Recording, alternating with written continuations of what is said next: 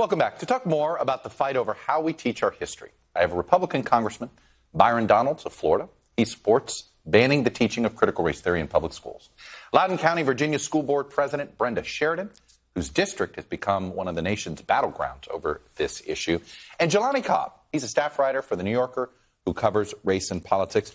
Jelani, I want you to frame this conversation here, and I want to start because it does seem as if you take the Oklahoma law at its word for word, I guess it means we teach the fact that the Tulsa massacre happened, but you can't teach why.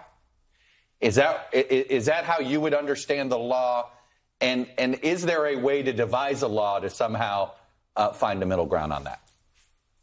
Yeah, I mean, I think that's probably what in theory would happen, but in practice what would happen is that people just wouldn't teach about the Tulsa race riot. And we should bear in mind that we're having this conversation now in 2021 because that history has been excavated, that there are generations of people. As a matter of fact, I just spoke with a former senator from Oklahoma who talked about growing up in the state and in the 1960s having no idea that any such thing had ever happened. So it's only because of the diligent work of historians that we even know that the public even has access to this information, much less the fact that there was an epidemic of these kinds of tides of racial violence in the period following World War I into the 1920s. That this wasn't an uncommon phenomenon.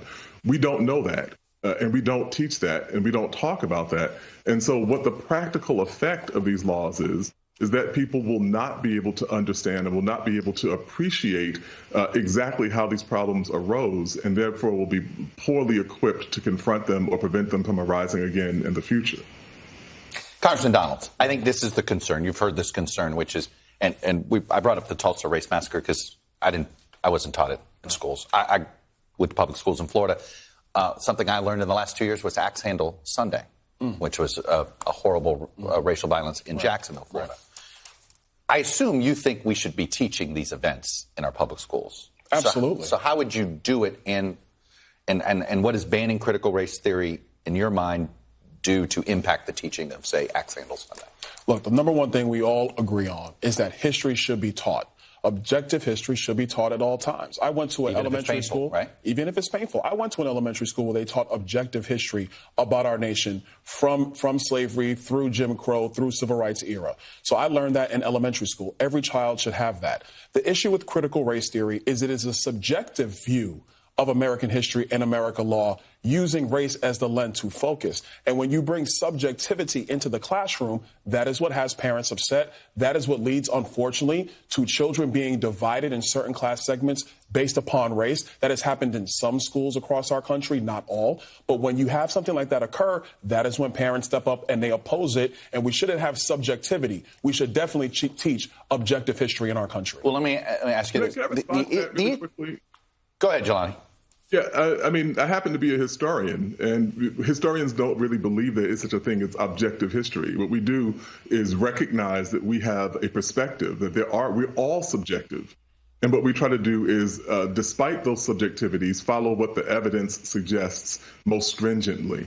And so that's how we come to the conclusion that there is this dynamic of race in which one group of people have disproportionately been victimized and one group of people have disproportionately benefited from that victimization.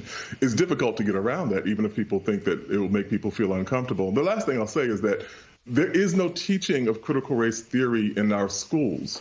You know, I wrote about this in The New Yorker. The critical race theory is an advanced issue of jurisprudence, legal jurisprudence, for which there's an extensive body of scholarship. If your fifth grader is learning critical race theory, then I would say congratulations, because you have a genius on your hand and they're in their last year of law school. Congressman, I want you to respond to that. The idea that did we search for a solution to a problem that didn't exist when it came to critical race theory? Oh, no, that is not true at all. That's not true at all. Look, the number one thing that's happened with critical CRT ending up in classrooms is not an actual course. It is through diversity, equity, inclusion seminars that teachers take. It's through what comes in classroom material, in textbook material, in library material. And all these things actually bring us the subjective view, not of our history, but how children that subjectivity is being brought to children today, how they view each other, how they view themselves. That's what we have to be very, very careful about. That's what parents are very, very careful of. All right.